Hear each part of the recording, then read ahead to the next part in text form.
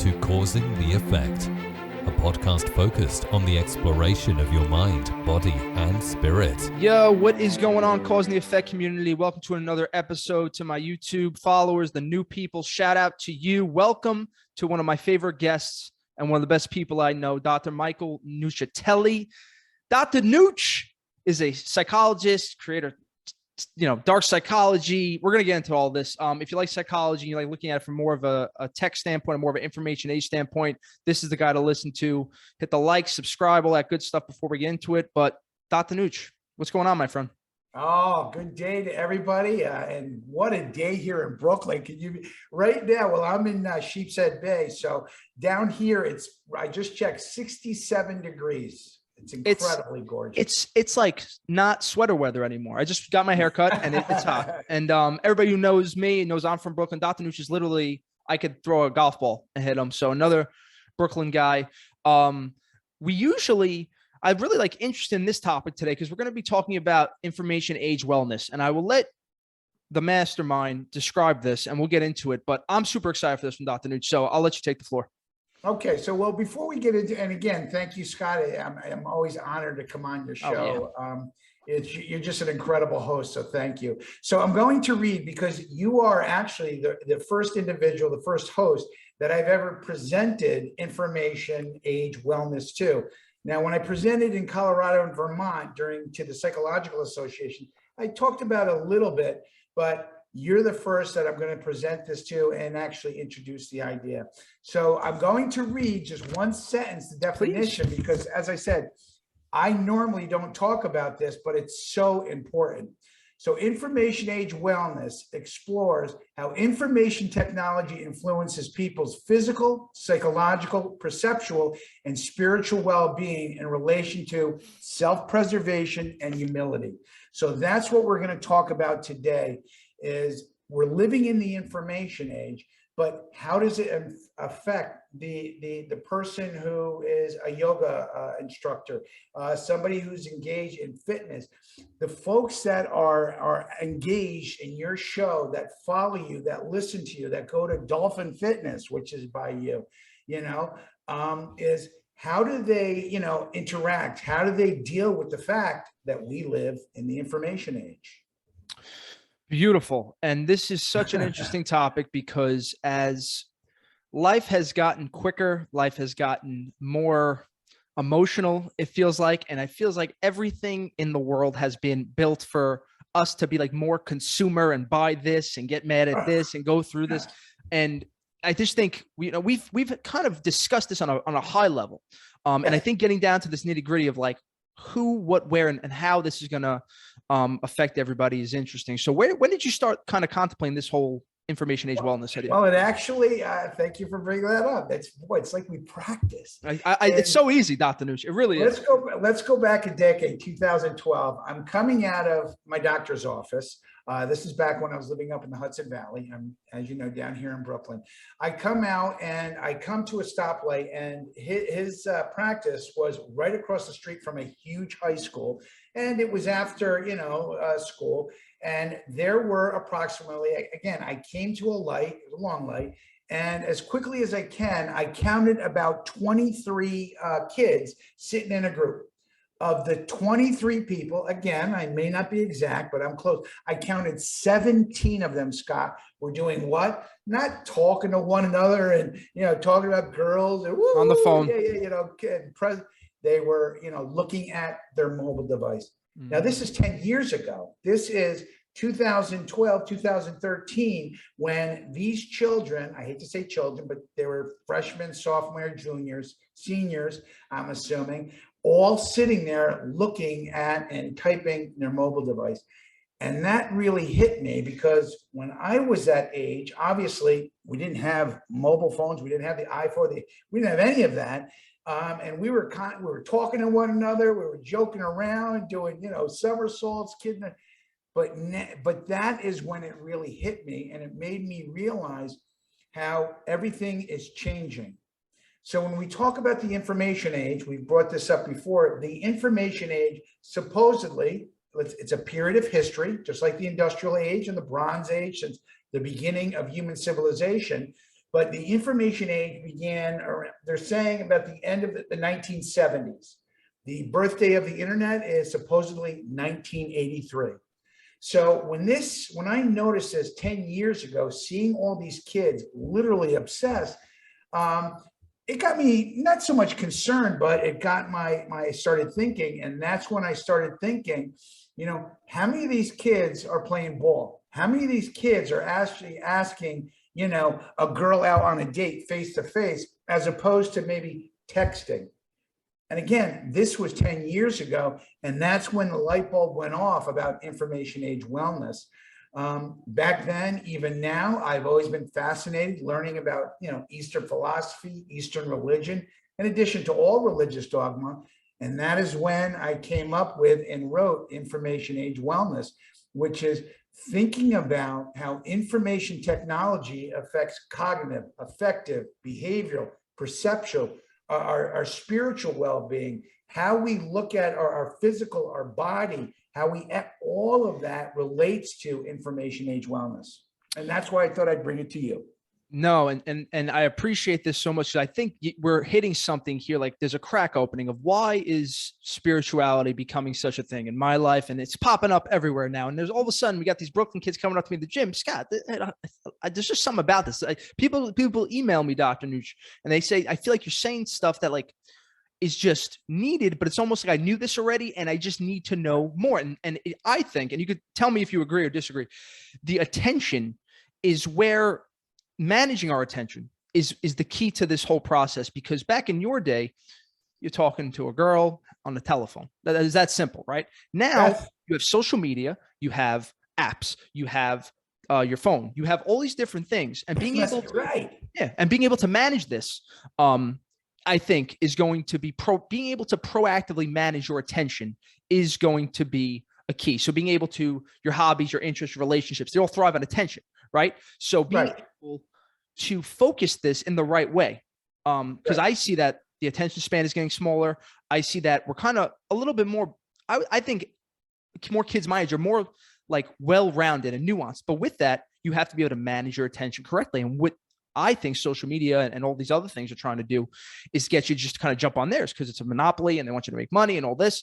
So this is why people, maybe it's not spirituality, it's more of a, because what is meditation? What is the Eastern philosophy? Again, spirituality, and obviously it's a clue. Most people think spirituality requires religious dogma, requires one to subscribe to a religion, Catholic, Jew, whatever it may be. Now, obviously, spirituality does include religion, but that is only a small piece of the total pie of spirituality, okay? Spirituality is big picture, gestalt, the big picture, okay? What did I just say in the definition of information age wellness? Is self-preservation, which we can talk about in a little while, but most importantly, which is very much part of spirituality, is humility, to be humble, to be respectful to others. You can be a theist, which is one who believes in God. You can be agnostic, one who doesn't know whether God exists or not. You can be atheist and believe in your heart that there is no such thing as God.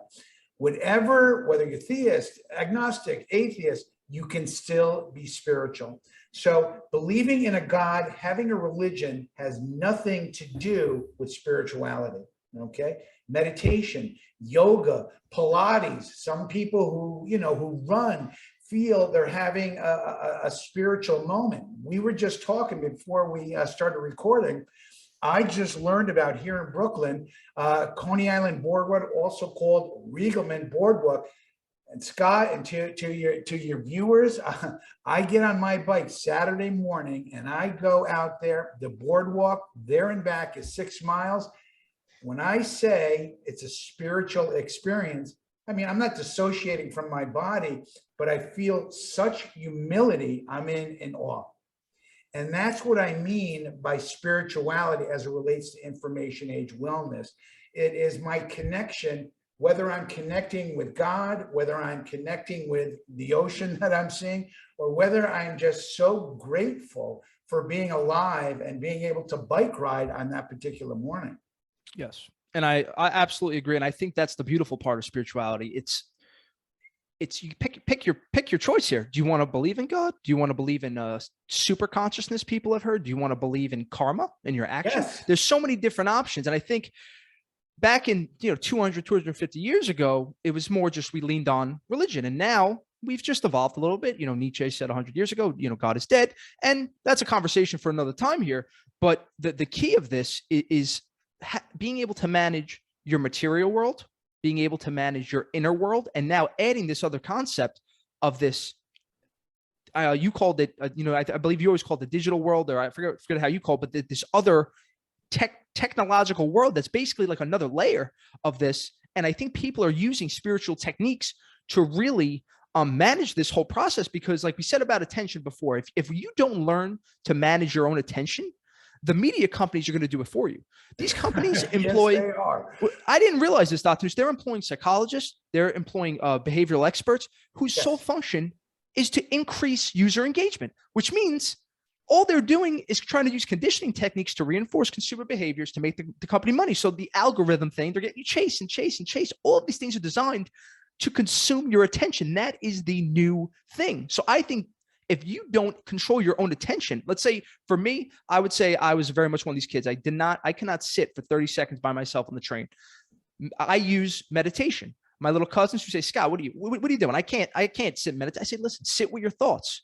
You could journal. You can there's so many different options that you just have to throw a bunch of stuff at walls. I tend to get more towards Hinduism, for example. Some people don't want to touch that. Fine. Whatever works for you is the thing. You have to do something to combat all of this. It's not easy.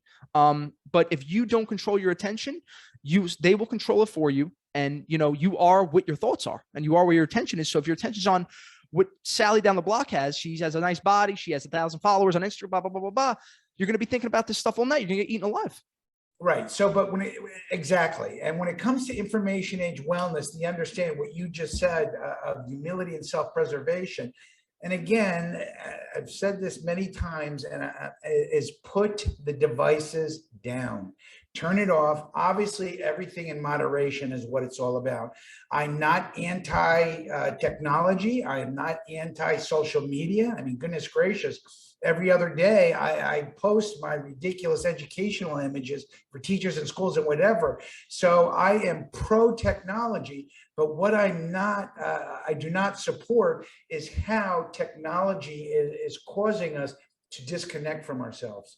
And how is that doing it? Going back, when I saw all those kids looking at their little mobile phones instead of talking to one another, that's when I realized what's going to happen 50, 100, a couple of centuries down the road. Are things going to change?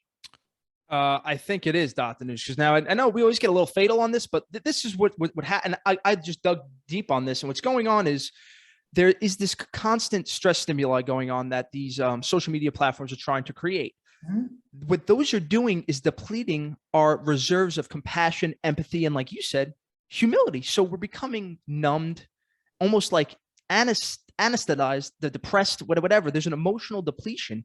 And I think what it's getting us to like almost act more erratically, to not, we already said, not pay attention, feel more stressed out. And just, I think the whole key behind it is trying to get us to buy stuff, because, when you feel stressed, what do you want to do? You want to go buy something? There's what you just said. There's actually a term I didn't come up with. I don't know who actually came out. It's called the disinhibition effect. Ooh. Where when you spend time online, you slowly become disinhibited. And again, you don't necessarily become drunk, but we know if you have a couple of shots of tequila, you start to get disinhibited. So, but they believe there's this disinhibition effect online. So, what I'm asking folks to do is to, again, those in the fitness industry, those that are working in the health industry, is to begin in terms of dealing with your clients, your customers, your consumers, is understand, is this individual getting up and spending their entire waking lives online?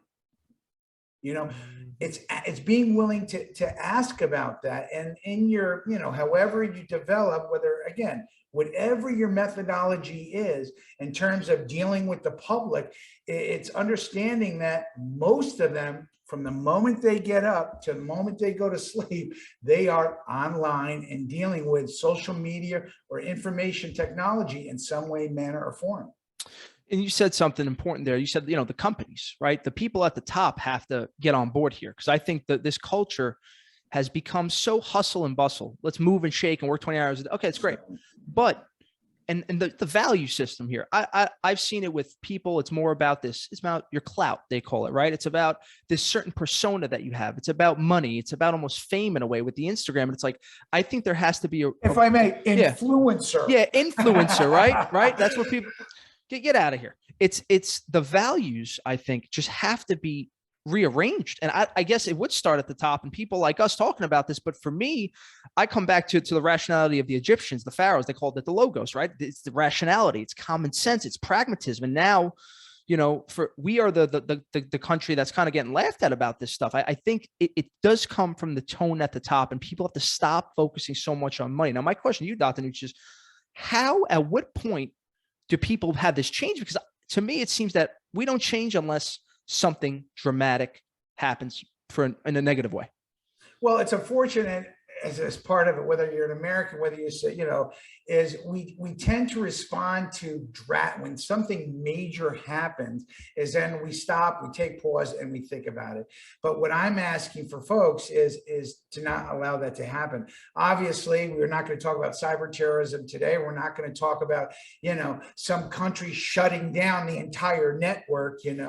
What I'm talking about is beginning to think about, if we think about information age wellness, you're thinking about self-preservation and humility. Now, obviously, with self-preservation, now, as we said, with the disinhibition effect, the more time you spend online, you become lackadaisical, and you become your risk potential, goes up. So self-preservation is, how do you take care of yourself? Okay. And that covers anywhere from publishing sexually themed content online all the way to internet addiction, where you are online gaming 16, 18 hours a day, or you're spending so much time online that you begin to experience anxiety and fear if you lose your mobile device, nomophobia. So those are just aspects of information age wellness that we have to take into consideration. So for the folks that are going to watch this today, is to ask yourself, how much time do you spend online? And that right there will tell you whether or not it's time to turn off the device and go outside and go dancing, go out to dinner, go, as you were saying, the Verrazano Bridge, go to the boardwalk, is get out there and do stuff that, and what's amazing, Scott, the fact that I'm saying this, I'm kind of embarrassed because, your viewers are going to be like, what is this guy, an idiot? Of course I go outside. But I am telling you, I have volunteered since 2010 after working on the weekend. And I would say I've helped quite a few people. It's all confidential. It's all free, volunteer. I don't take any data. I don't remember anything. But I can tell you a significant percentage, as the years have gone on, when I ask, are spending more and more time online. And Dr. I'll tell you right now, maybe some people are thinking that, not, you'd be surprised how many emails I get from people just saying, I just feel like disengaged, alienated, burnt out. And the first question I asked them, how much are you on the phone? How much are you not doing something that's disconnecting yourself? Now, you can read a book if you'd like, do something. You have to be out, even if outside, just do something. And what's popping up is this conversation of authenticity. I look deep down because I've been having a lot of philosophers on this show. And this is like what I think we're missing in this is the missing piece of this, because I feel like you're being sold a fake bag of goods to have connection with people through social media, when in reality, there's nothing like, and me and you this isn't social media, right? But I think in reality, when me and you go have lunch at LMB in a couple of weeks, that will be a more fulfilling experience, and it will even be more memorable. And I think people think that you're getting connection. Oh, I'm talking to my friends, and you're not getting that. Like we are wired this way. Like there's no match now. So we're wired this way thousands and thousands of years. And you think that, your phone and the likes you're getting and taking this stab of serotonin because you have this picture up, it's filling something that's unattainable. Like you just want more and more and more and more. And I don't know how people can get that unless by just, like you said, just getting rid of it. Well, and it's either, I don't want to say necessarily get rid of it. You don't want to get rid of the, the iPhone, the Android, and all the wonderful stuff. TikTok, but it is first making yourself as an individual for yourself. Okay. Again, me being the creator of a theory that deals with cyberbullying, all this other stuff, also doing the volunteer work that I do, also, in my day job, working with the chronically mentally ill, I do get some of the respite because the vast majority of the adults I work with, they do not use technology. Then again, with each year that passes, slowly but surely, the schizophrenic, the schizoaffective, the psychotic are beginning, as they age and, are using technology. But presently, the vast majority of the patients that I work with do not use technology. I would say of my 45 patients, 3 of them have Facebook accounts, and they rarely use it. Many of them have mobile devices, but they don't really know how to use it. So for me, it's refreshing that when I'm talking with them, I'm not dealing with technology. But all of my notes are on, and I'll give a shout out to Therapy Notes. Not that I know anybody, but that is our electronic medical records. So from the time I'm there, I'm talking to patients, and then once I'm done with them, for about an hour and a half, I'm doing all electronic notes. So for myself, not so much from the time I get up to the time I go to sleep, I'm online. I hate to say it, even they make fun of me at work, some of the nurses. I don't want to say I'm anti-mobile device, but the only folks that call me on is when they need Dr. Nuccitelli, when it's an emergency. Otherwise, when I go for bike rides, I don't carry my mobile device unless I'm bike riding somewhere new in case I get lost. Yeah. But outside of that, I don't want to say I'm anti-mobile device, but I certainly don't carry it with me everywhere I go. And I think even like a tip that I never even thought of, one of my guests does this, and he just seemed to be a very chill guy. Shout out to Todd Spires, but like just taking the app off your phone. So just, you don't have to go on this. You can still have your Instagram, just log into it in the day when you go on your computer and log it in at night. And I've been doing that, and I'm only on Instagram, thank God. But like, it's like a weight has been lifted. And I was trying, I always, me, doctors, I think there's 2 pieces to this that I want to talk to you about. It's like being self-aware, like getting more in touch with like who you are, what you are doing. I think there's a disconnect there. And then this other piece of being compassionate to others and to yourself.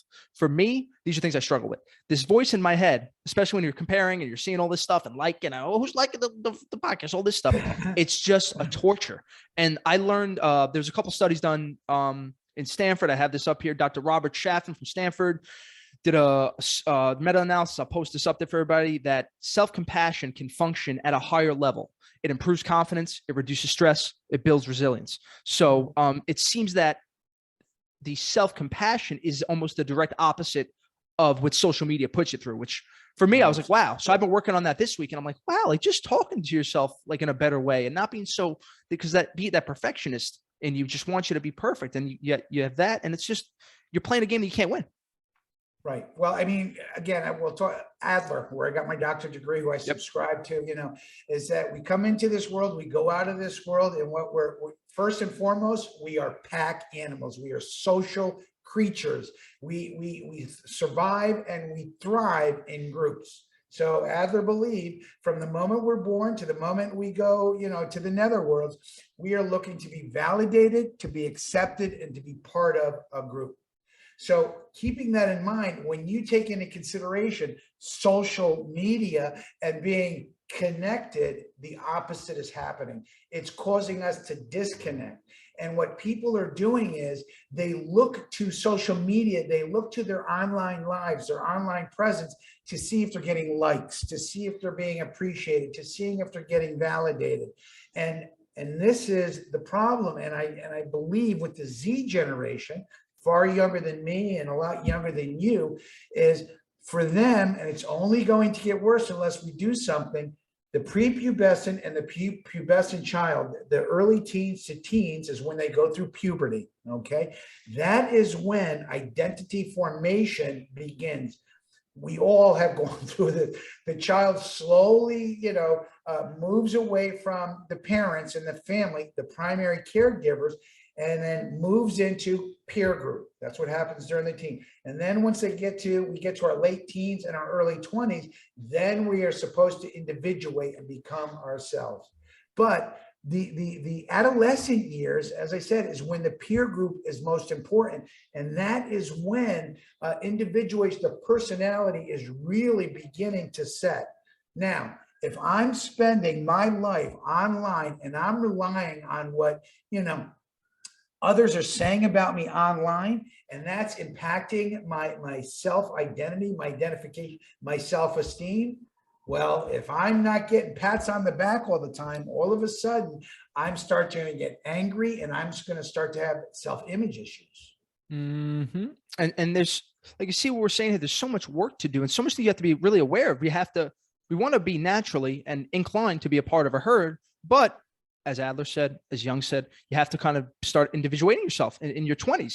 And what I found is a balance, right? I love to be alone, but I love to go see my cousins and have that connection. I think people need to understand you have to have both of these things. You have a connection, have your team, have your group, do whatever kind of stuff you do healthily.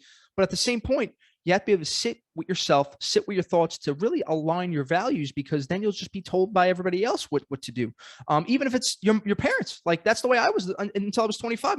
I did everything my mother said, Dr. Nuce, shit, make $1 million for me, get married to a nice Italian girl, build a house. I did it. I said, Mom, this doesn't feel, you'll be fine. And, you end up getting, your body starts telling you like things are off here. And I think you see this I see it with my friends. They're getting married. They're just, I'm 30. It's time to get married. Who said that? That's not, there's so many layers now that we're aware of.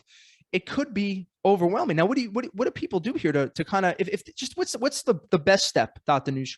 One little step in the right direction. What do we do? One little step is common decency. I hate to say, I know this sounds ridiculous, is being nice to folks.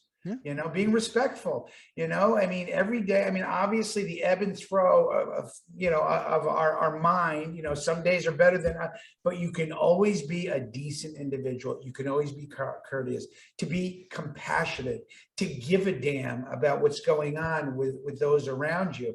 The proverbial is open the door for somebody, whether it's a female or it's a man. It is being courteous, and it's practicing that. Research shows that people that are compassionate live longer, have lower rates of, of all the bad things that can potentially happen. It is being compassionate. It's giving a damn about your fellow man, your fellow, others, and caring. And I think if people looked closely at what they did, because I had this little test a couple of weeks ago, I just ran through like, what makes you so happy? I was just going through my value chart, trying to realign.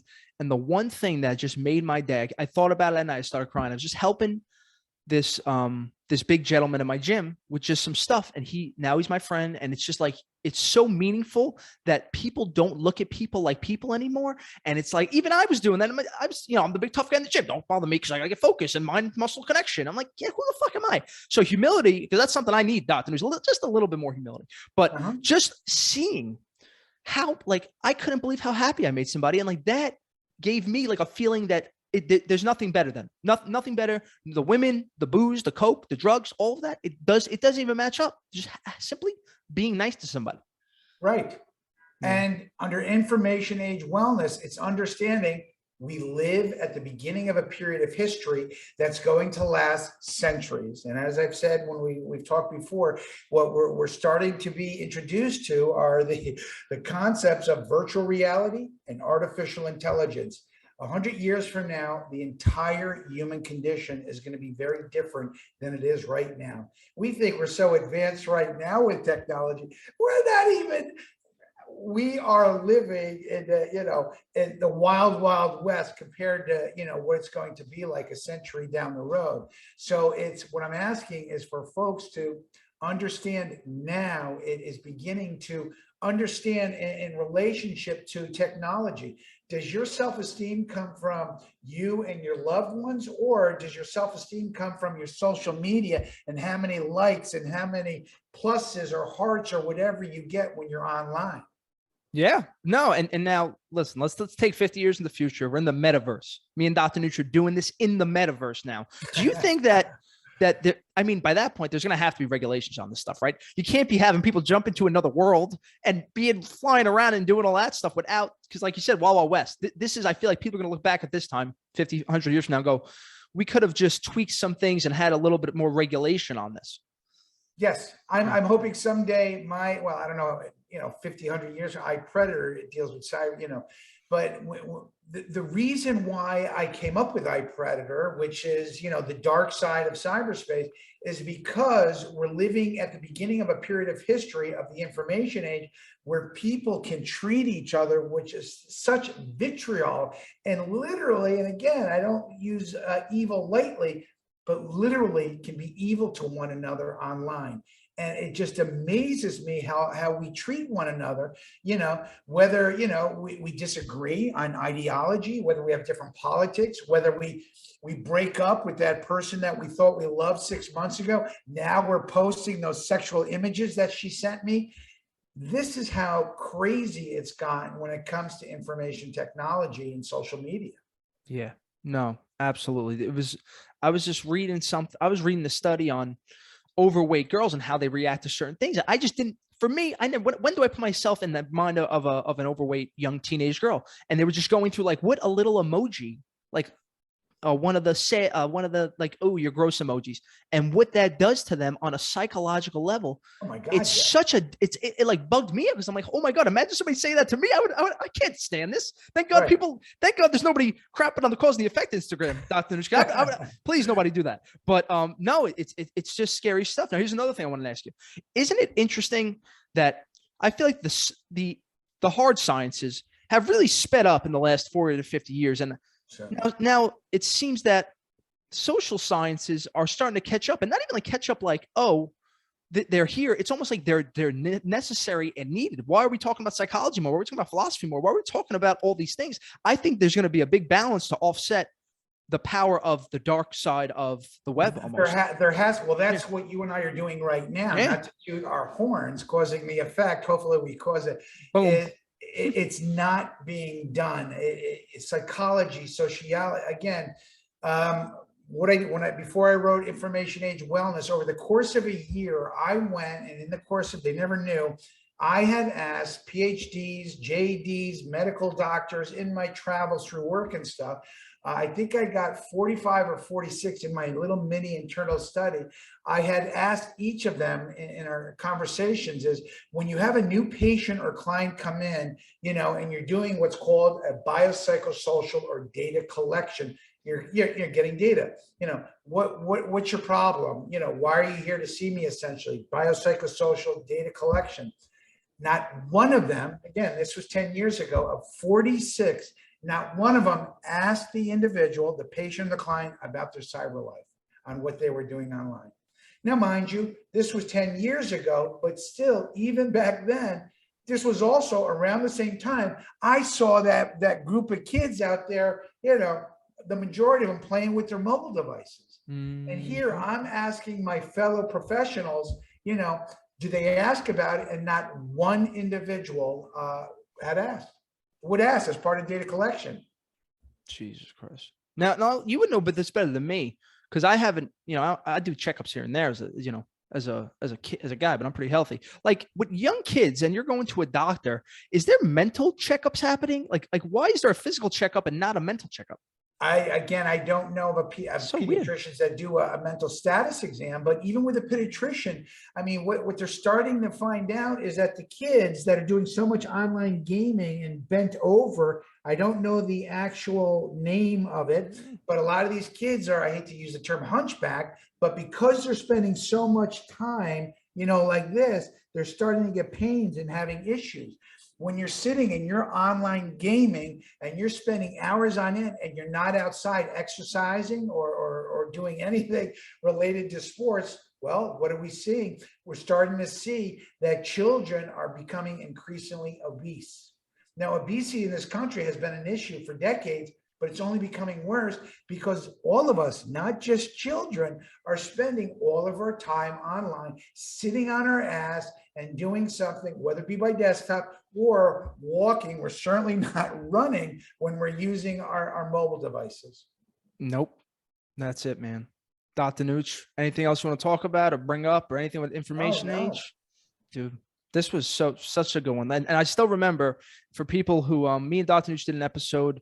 I don't remember what I think it was the types of the type. I forgot what it was, but we were talking about the gaming. And so about the gaming at that point, we were in the middle of COVID. And Dr. Nooch, you know, I didn't talk about this that much, but I was like a little addicted there for a second. I was banging out 30, 35 hours a week. And that really changed the game for me. Cause now I'm like, have it set 7 hours a week. You could play an hour a day. You could play on the weekend, whatever. And it's just, I just feel more human. Like I just felt numb to everything. And now I'm just like, I'm getting my feelings back. And it's so weird to look at it that way, but it's easy just to, even for somebody like me who does this stuff, you know, do the podcast, talk about it. It's just so many different layers. So anybody who's looking at this saying, I'm so overwhelmed, where do I start? Do like Dr. Nooch said, do something good for somebody, but also find what you're really passionate about. If you're passionate about the homeless, go help the homeless. If you're passionate about, you know, ASPCA, go help them. You know, just do whatever you could to help people, because the goal of this podcast is to be authentic, to be the truest version of yourself. And I really appreciate you coming on, Dr. Nooch. As always, you know, you've always been real with me. I've been real with you. One of my favorite guests. YouTube people, I really hope you enjoyed this one. I always love these. Hit the like, review, subscribe button, all that good stuff. For people listening, thank you so much for the support. The growth over the last 4 or 5 months has been wonderful. And the biggest thank you, Dr. Nooch, again, because you've since the first episode, Dr. Nooch told me I had something. And, you know, for honestly, for a guy who doesn't have a father and you know, have people that support this kind of stuff, it means a lot, Dr. Nooch. So thank you so much. Cheers. And it's only going to get bigger, my friend. That's it, babe. We're going to be on YouTube, have millions of views. Be like, Scott, remember when we did this like 10 years ago? It's going to be crazy. But that's it, people. Thank you so much. As always, stay safe, stay positive, stay blessed. We'll talk to you later. Bye-bye. Welcome to Cause